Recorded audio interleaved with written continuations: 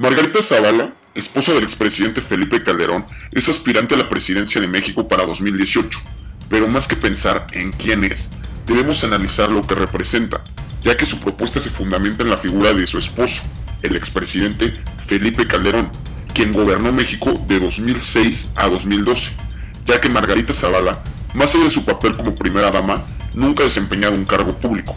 Pero entonces, ¿quién fue Felipe Calderón? Felipe Calderón fue un presidente muy fiel y bien visto por los poderes fácticos y los sectores neoliberales. Fue eficaz otorgando favores y prebendas para grupos de poder y grandes capitales.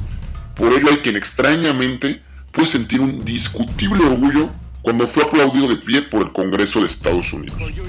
Evidentemente, fue aplaudido como un capataz que felicita a su servidumbre por el trabajo hecho. Servidumbre que en el caso de Calderón hizo todo cuanto pidió Estados Unidos en materia de seguridad, narcotráfico, economía, etc. Esta tecnología que ustedes tienen para hacer mi tarea, pues como qué, etcétera. Bueno, has visto el programa de televisión de 24 horas de Jack Bauer, etcétera. Bueno, I want all the toys, dije, no, quiero todos los juguetes, así, ¿no? Al parecer, para el Congreso estadounidense, Felipe Calderón entregó buenas cuentas, pero revisemos los resultados entregados a sus representados, al pueblo de México.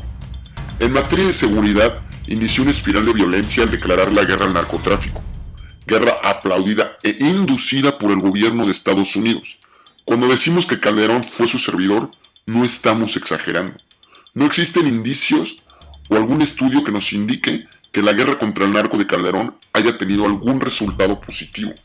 No disminuyó la producción de drogas en México, aumentaron el número de cárteles dedicados a la droga, además de expandir su gama de actividades delincuenciales. Tampoco disminuyó el tráfico de armas de Estados Unidos hacia México, ni la cantidad de drogas que salía del país. En resumen, lo único que se logró con esta espiral de violencia fueron más de 100,000 muertos, según reportes de ONGs.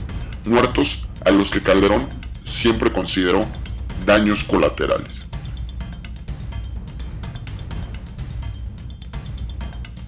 En cuanto a economía, contrario a lo que algunos neoliberales podrían creer, los números económicos de Calderón son sumamente mediocres. Su promedio de crecimiento anual fue de 2.1%, un punto porcentual debajo de Venezuela, blanco favorito de Calderón cuando de criticar y entrometerse se trata. A pesar de ser expresidente, como todo fiel servidor del gobierno estadounidense, no pierde oportunidad para criticar a Venezuela. Felipe Calderón alardeó al final de su sexenio de las reservas conseguidas, reservas que una vez más solo se reflejaron en beneficio de unos cuantos y que para lograrse se hicieron grandes recortes en el gasto público y social.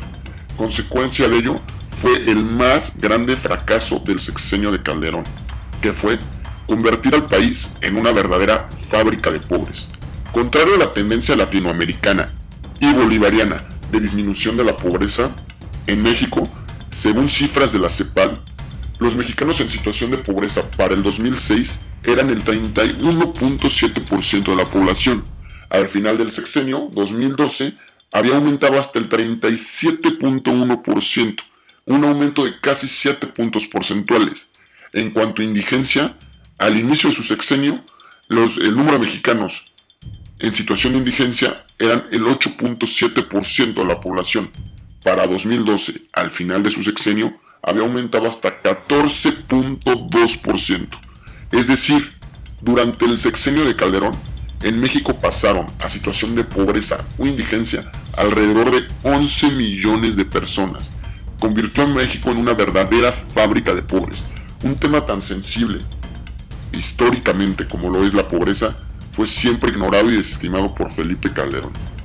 11 millones de mexicanos, el equivalente a toda la población de Cuba, pasó a situación de pobreza o indigencia durante su sexenio. En cuanto a democracia, Felipe Calderón usó técnicas totalmente antidemocráticas. Primero utilizó una campaña sucia, llena de mentiras en contra de su rival. Más tarde se alió con algunos de los personajes más corruptos de México para conseguir votos, como Albester Gordillo, otorgándole favores a cambio una vez que llegara a ser presidente. Y finalmente, según documentales, testimonios y análisis de gran parte de los líderes de opinión y sociedad, fraguó un fraude electoral que le permitió obtener un cerrado triunfo por 0.56% que ante gran parte de la opinión pública significó un fraude electoral. Los números sociales de Felipe Calderón fueron simple y sencillamente catastróficos. Hoy Margarita Zavala viene a ofrecer lo mismo. México debe ser un pueblo con memoria y de análisis profundos que le permitan no repetir los mismos errores.